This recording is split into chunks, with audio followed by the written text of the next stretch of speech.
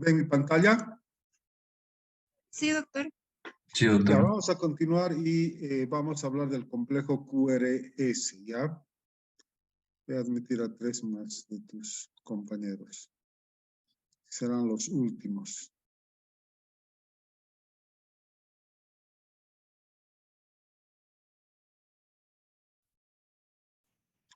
Bueno, hablamos del eje eléctrico entonces. Recuerden este triángulo, ¿no? Es el que primero que hemos mencionado, es el triángulo de Einthoven.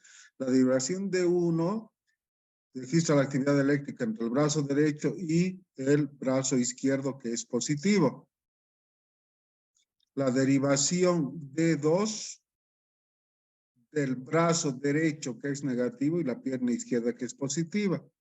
Y la derivación de 3 del brazo izquierdo, que es negativo, y la pierna izquierda, que es positiva. Y con eso se forma un triángulo, que es el triángulo de Einthoven. Esas son las derivaciones bipolares. Luego tenemos las derivaciones unipolares, que son ABR, ABL y ABF.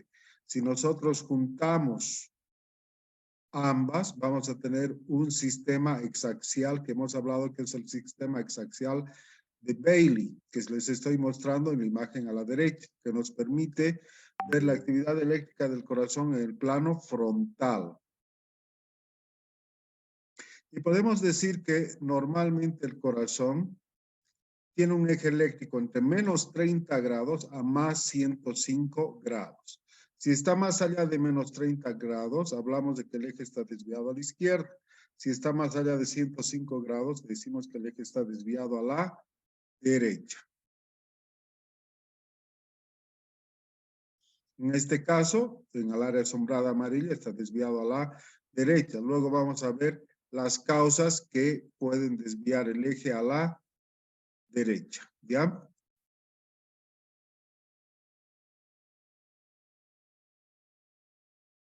En este caso, si está más allá de menos 30 grados, está desviado a la izquierda. Cuando hablamos de eje eléctrico, se puede sacar el eje eléctrico de la onda P, del complejo QRS y de la onda T, pero prácticamente sacamos el eje eléctrico del complejo QRS, que es el que más nos interesa. Y existen 2 formas de medir y sacar el eje eléctrico. Tenemos acá las derivaciones bipolares. En esta tenemos la derivación D1, que va de 0 a 180 grados. La derivación D2, que va a más 60 grados. Y la derivación D3, que va a más 120 grados.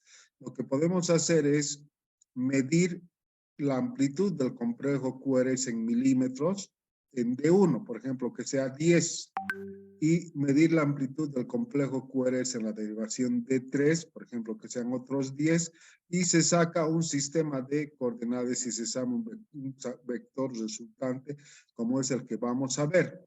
Acá tenemos la derivación D1, tenemos 5, 10, 15, 16, ¿no es cierto? A ver, un minutito.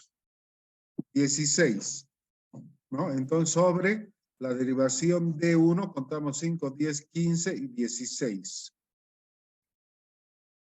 Después, en D3, por ejemplo, tenemos 5 y unimos por un sistema de coordenadas y vamos a obtener que el eje eléctrico está más o menos en 60 grados, ¿ya? Que es un eje eléctrico normal, hemos dicho entre menos 30 y más 105 grados.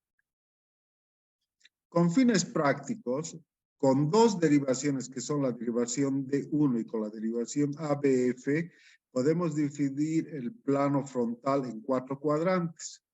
Normal, entre 0 y 90 grados, desviada de izquierda entre 0 y menos 90, y a la derecha más allá de 90. Eso quiere decir que si la derivación D1 es positiva, quiere decir que el eje eléctrico está viniendo para este lado. ¿Ven el puntero? Sí, doctor, se ve. ¿Se ve? Ya, está yendo hacia D1, que a este lado es positivo. Y si ABF es positivo, está yendo para la parte inferior. Entonces quiere decir que si D1 es positivo y ABF es positivo, tiene un eje eléctrico normal. Si D1 es positivo y ABF es negativo, el eje está desviado a la izquierda. Y si D1 es negativo y ABF es positivo, está desviado a la derecha. Acá tenemos una derivación D1 negativa, quiere decir que está en este cuadrante sombreado. Ya cuando veamos algunos ejemplos en unos minutos más, vamos a poder practicar un poquito esto. En este caso, D3 es negativo y ABF es negativo, está para la parte sombreada superior.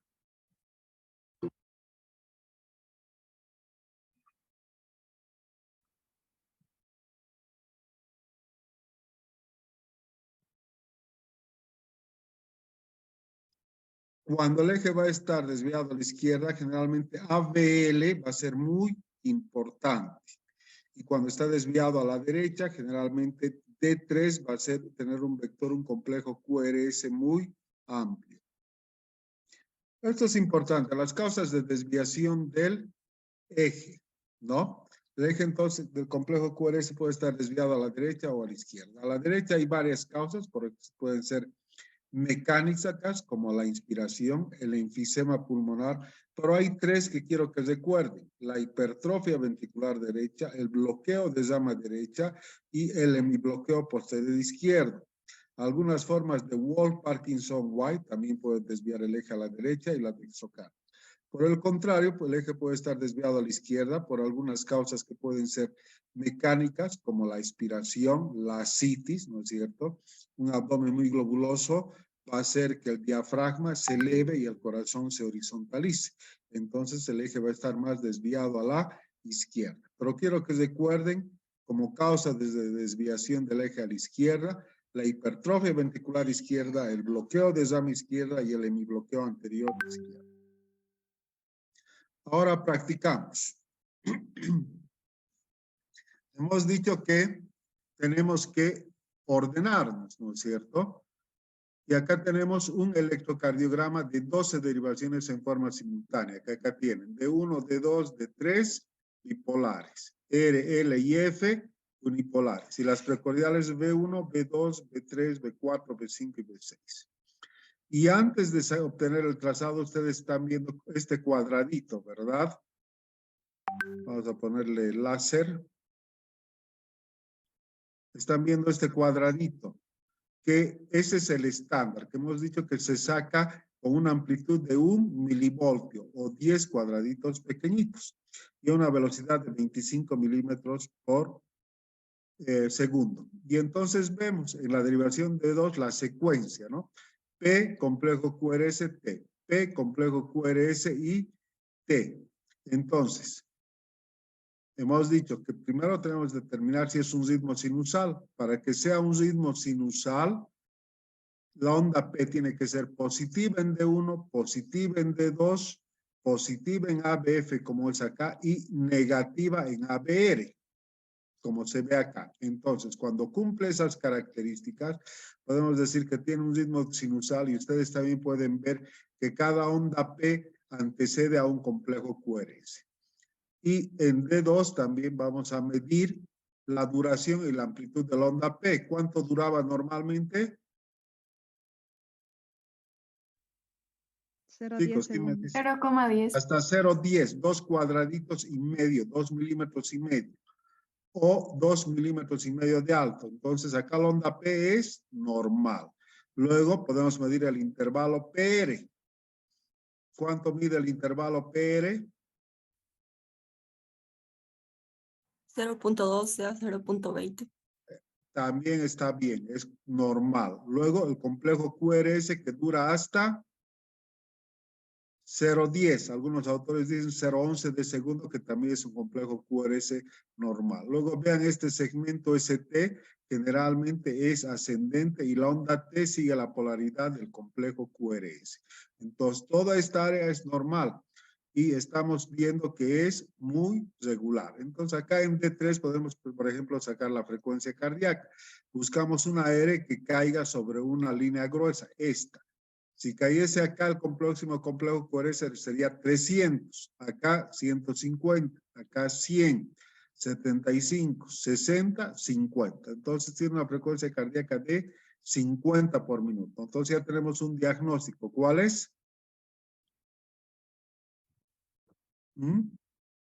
Bradicardia sinusal, ¿no es cierto? Ya tiene una bradicardia sinusal, porque lo normal es que late el corazón entre 60 o 100, si es menos de 60 llamamos bradicardia, si es más de 100 llamamos taquicardia, y es muy regular, por eso estamos sacando así. Ahora buscamos el eje eléctrico. Para el eje eléctrico vamos a tomar dos pasos. Primero nos fijamos el complejo QRS en D1, ¿cómo es? ¿Es positivo o es negativo? Positivo. Positivo. Luego buscamos el complejo QRS en ABF, ¿es positivo o negativo? Positivo. Positivo. Entonces, si D1 es positivo y ABF es positivo, tiene un eje eléctrico normal, entre 0 y 90 grados. Y después podemos buscar la perpendicular. Acá no tenemos una perpendicular, pero vamos a buscar otro electrodo donde tenga alguna perpendicular que nos pueda servir mejor, ¿ya? Entonces, como conclusión de este electro, podemos decir que tiene una bradicardia sinusal.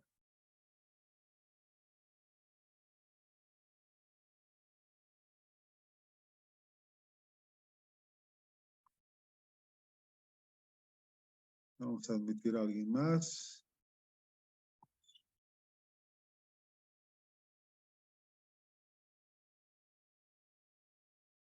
Este otro electro. Entonces, ¿el ritmo es sinusal o no? Chicos.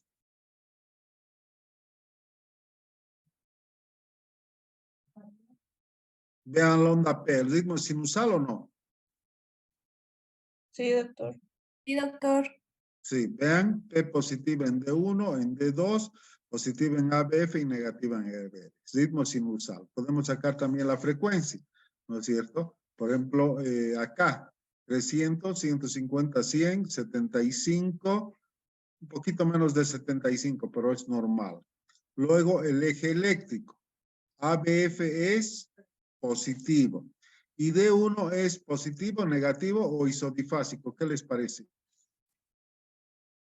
D1, ¿cómo es? Isodifásico, porque tiene un componente positivo y negativo similar. Entonces, eso quiere decir que el eje está en su perpendicular. La perpendicular de D1 es ABF. Entonces, el eje está en 90 grados. Este también es un electrocardiograma normal. ¿Ya?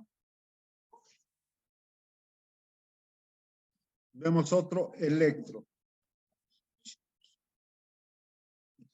Esto es para que lo miren mucho. ¿Ya? En este electrocardiograma, ¿tiene ritmo sinusal o no? No, ¿Ven la doctor. onda P o no? No. No. No ven, esto que estoy marcando es una onda P. Esta también es una onda P. En B1 también se ve bien la onda P, ¿no es cierto? Y en ABR es negativo. Entonces tiene un ritmo sinusal, ¿sí? Su frecuencia cardíaca 300, 150, 100, 75, 60, 50, 40. Baja, frecuencia cardíaca baja, ¿no es cierto? Entonces, sabemos que tiene una bradicardia, pero si se fijan ustedes en la derivación de 2, acá tiene una onda P, aquí tiene otra onda P, esta no conduce y acá tiene otra. Entonces tiene, acá en D3 también se ve dos ondas P, una conduce, la otra no. ¿No es cierto? Eso se llama bloqueo AB de segundo grado. ¿Y el eje eléctrico D1 es positivo o negativo? Positivo. ¿Y ABF es positivo o negativo? Negativo. Entonces, ¿el eje eléctrico dónde está? Si ABF es negativo.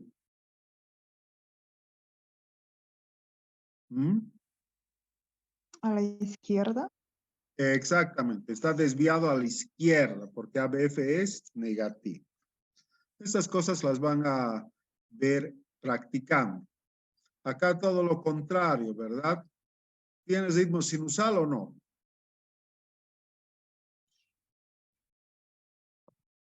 ¿Ven las ondas P o no?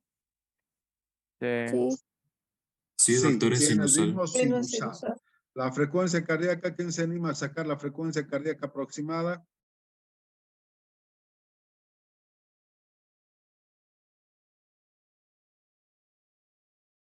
¿80? Bueno, más o 75. menos 80, está bien. ¿Y el eje dónde está? D1 negativo. Y ABF es un poco positivo. Entonces, ¿dónde estaría si D1 es negativo? Derecha. Desviado a la derecha. Muy bien. Eso es para que practiquen el eje. Podemos seguir viendo electros, pero ahora vamos a dedicarnos a ver las hipertrofias.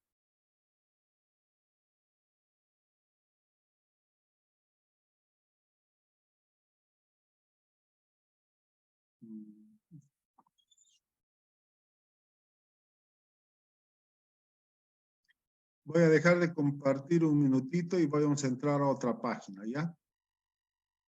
Y después voy a compartir otra presentación.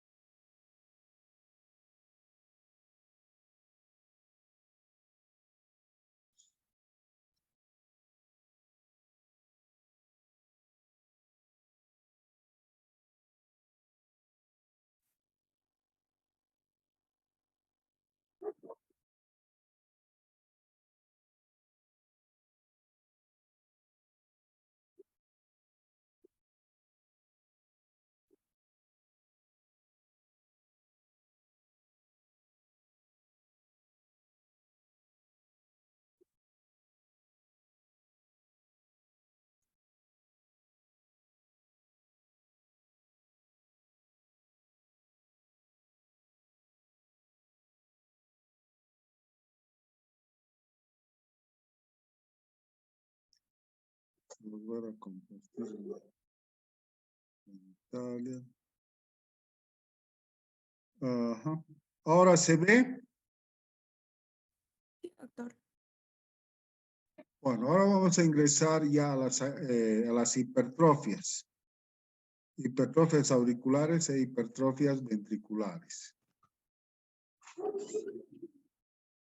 Bueno, aquí están viendo una onda P normal.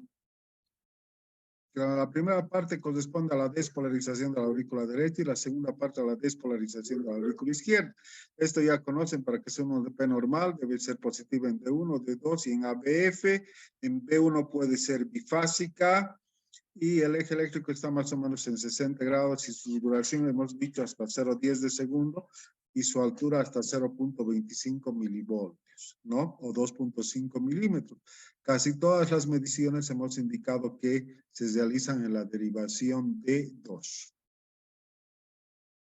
Entonces, la primera parte corresponde a la despolarización de la aurícula derecha y la segunda a la aurícula izquierda. Cuando existe un agrandamiento auricular izquierdo, la onda P se ensancha y se hace bifásica, o también se llama onda P mitral porque es característica de la estenosis mitral. Eso significa que va a durar más de 0.10 segundos y es sinónimo de agrandamiento auricular izquierdo. Por el contrario, cuando la onda P está alta, elevada, acuminada, como en techo de campaña, es por agrandamiento auricular derecho. ¿Sí? Entonces, otra forma de ver el agrandamiento auricular izquierdo es por un componente negativo muy importante de la derivación B1. Eso vamos a ver cuando veamos algún electrocardiograma. Situaciones clínicas, ¿no? ¿Qué causas conocen que les pueden dar agrandamiento auricular derecho? ¿Mm? ¿Qué enfermedades?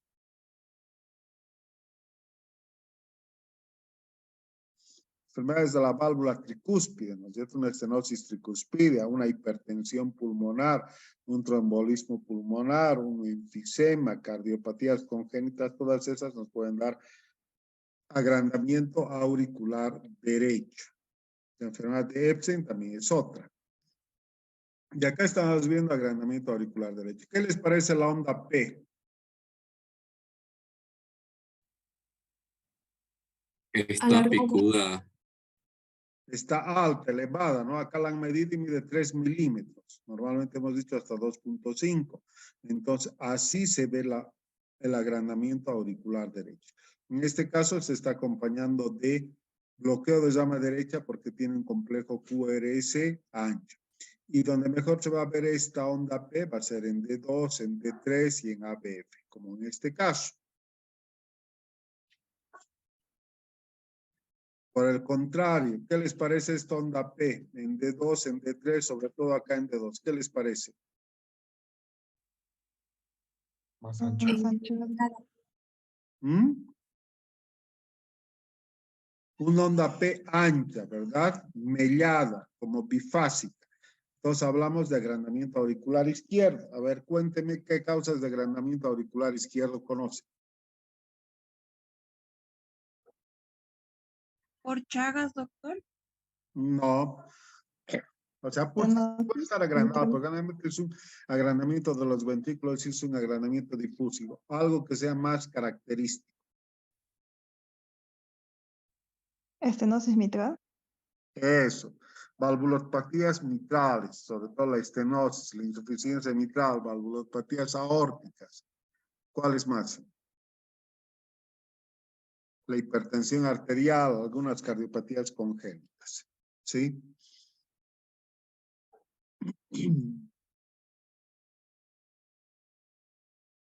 Y otra de las características del agrandamiento auricular izquierdo es, si ustedes ven en B1, tiene una onda P positiva o negativa, pero la parte negativa de la onda P es muy importante, ¿verdad? Cuando dura más de 1 milímetro de duración o de profundidad, hablamos también, es otro criterio de agrandamiento auricular izquierdo.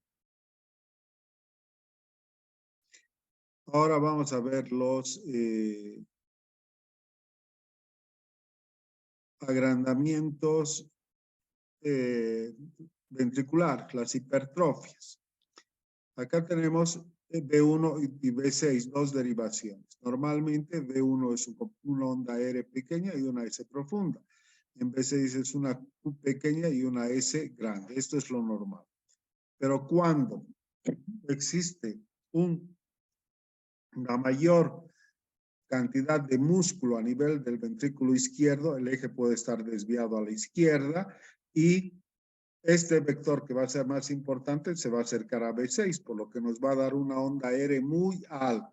Y como se aleja de B1, nos va a dar una S profunda. Esas son las características a nivel de las precordiales. Por el contrario, cuando existe agrandamiento ventricular derecho, esta pared del ventrículo derecho se hace muy importante. Entonces la R de B1 va a ser muy alta. Vamos a ver algunas, ¿sí?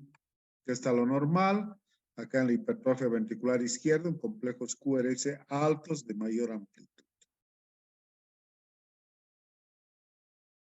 Y existen criterios, que algunos son importantes que los conozcan.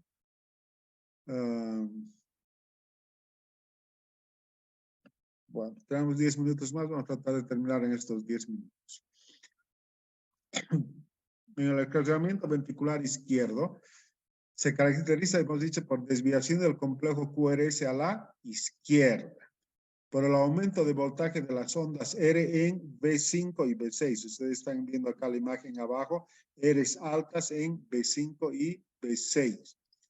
Y S's profundas en B1 y B2, como se ve acá. Y existe un índice que se llama índice de Sokolov, que si sumamos la R de B5, de B6, que esté más alta, más la S de B1 o B2, cuando es mayor a 35 milímetros, es un criterio. Esto de la flexión de intrinsecoide no les voy a enseñar. Desviación del plano frontal a la derecha tampoco. Y esto sí, existen anormalidades de la repolarización, sobre todo a nivel de las derivaciones izquierdas. Ustedes pueden fijarse acá en V6 y V5. Este ST está infradesnivelado con T negativa. Eso es no es normal y eso se llama alteraciones secundarias de la repolarización. Vamos viendo. Acá, ¿qué les parece esta R en B4, por ejemplo? ¿Normal o está alta? B4 en B5. ¿Ven mi puntero? Sí, Sí, doctor, está alta. doctor, está alta. En Sí, B4 doctor. sobre todo está muy elevada y este ST está infradesnivelado con T negativa. Y en D1 y en ABL también. Entonces esos datos de hipertrofia ventricular izquierda. Causas de hipertrofia ventricular izquierda. Hipertensión arterial. La hipertensión arterial, las valvulopatías aórticas, ¿no es cierto? ¿Alguna cardiopatía congénita que conozcan? La coartación aórtica. Existen otros criterios, hay uno de Zomingel, este es para hipertrofia ventricular izquierda, que indica cualquier R o S mayor de 20 milímetros, o S en B1 o B2 mayor a 30 milímetros, o R en B5 B6 mayor a 30 milímetros, le da un puntaje de 3 puntos. Los cambios del ST, si uno toma digital, pueden alterarse. O sea, van a tener mayor valor si uno no toma digital y puede valer 3 puntos. Si existe además agrandamiento auricular izquierdo, también tiene un valor. Si el eje está desviado a la izquierda, 2 puntos más. Y la duración del QRS.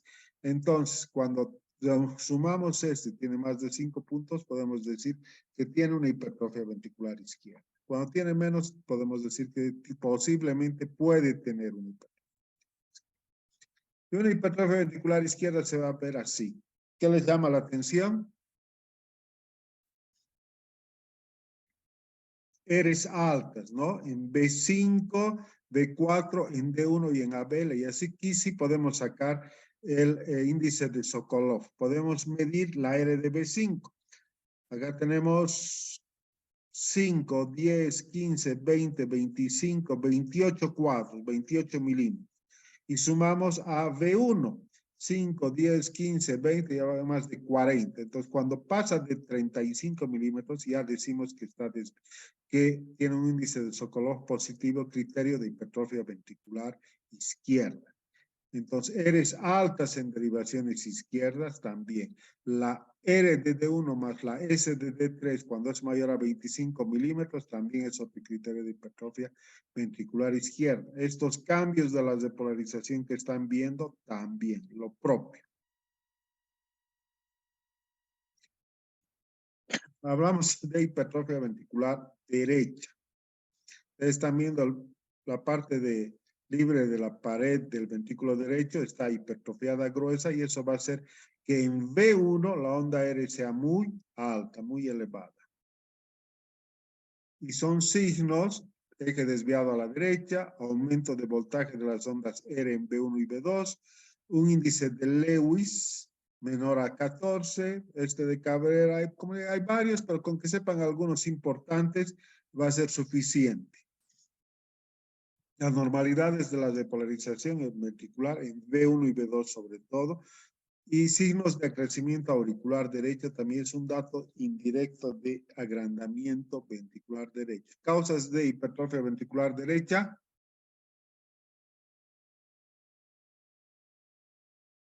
Doctor, ¿podría ser la tetralogía de Fallot?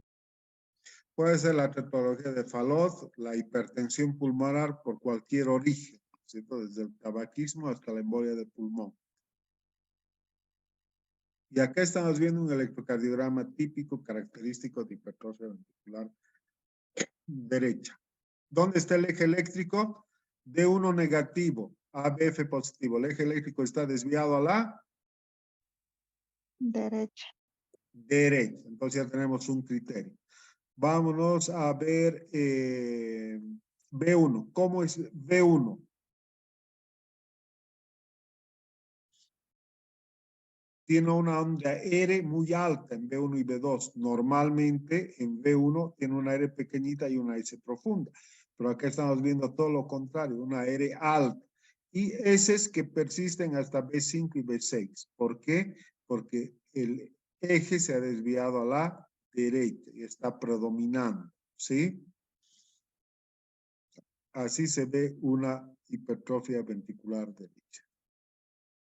Nuevamente, este otro electro. ¿Qué les parece?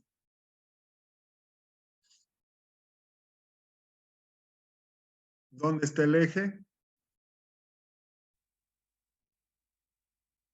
Desviado a la Desviado a la derecha. derecha. ¿Cómo es la onda P?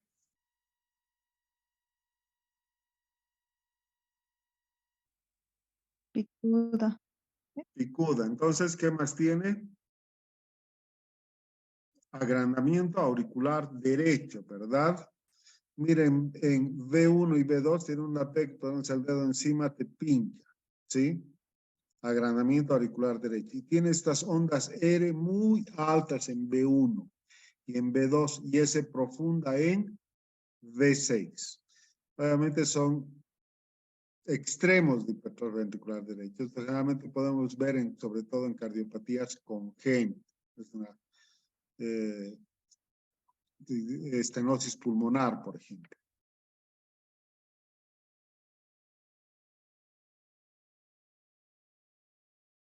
Nuevamente, con un paciente con una estenosis valvular pulmonar, agrandamiento auricular derecho, mide 3.5 milímetros de alto. En V1 tiene ondas seres muy altas y estas alteraciones en la depolarización. Lo propio en B2 y en B6 tiene una persistencia de onda S, agrandamiento auricular derecho, y su eje desviado a la derecha. Y también podemos tener agrandamientos biventriculares, es decir, cuando tenemos una combinación de hallazgos tanto de hipertrofia ventricular izquierda como hipertrofia ventricular derecha, podemos decir que tiene agrandamiento biventricular o agrandamiento biauricular. En este caso, nuevamente, un agrandamiento auricular derecho, ¿sí? Por estas C altas, y ventricular derecho. Bueno, y este ya son casos de la vida real, digamos, ¿no es cierto? ¿Qué les parece esta onda P en V1? Altas. Alta, ¿no es cierto? Entonces, agrandamiento auricular derecho. ¿Cómo está el eje eléctrico? ¿Cómo es el complejo QRS en D1? ¿Negativo o positivo? Negativo. Y en ABF, Positivo. los ejes desviado a la Derecha. derecha. Y están viendo una área alta en B1 y B2 con ST rectificado y T negativa. Entonces, también es un criterio a favor de hipertrofia ventricular derecha. ¿Sí?